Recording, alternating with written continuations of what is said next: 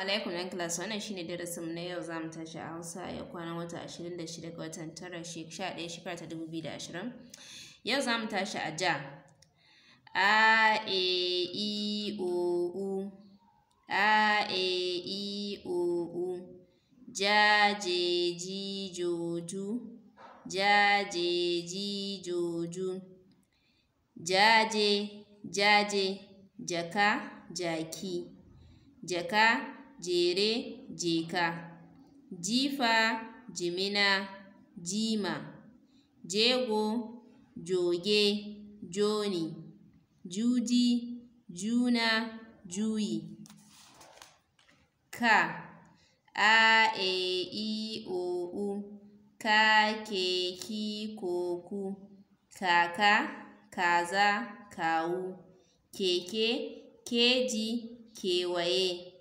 Kifi kirki kishi.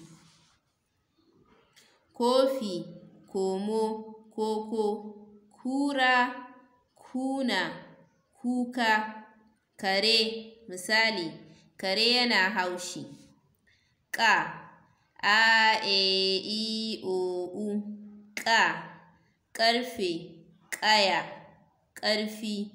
Ƙe ƙeta ƙera ƙero. Ƙi ƙira ƙila ƙima. Ƙo ƙoshi ƙofi ƙoƙo. Ƙu ƙuna ƙura ƙuli ƙararrawa kyanwa. La a e I o u. La le li lo lu. Lada lasa. Ladi lami. Lemo leƙa. Lema leda. Liƙa liƙi. Lilo liƙo. Lokaci lodi.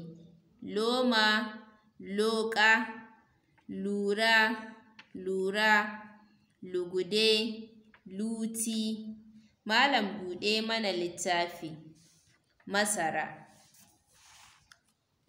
Ma a e I o u. Ma me mi mo mu. Mama mami. Mero mesa.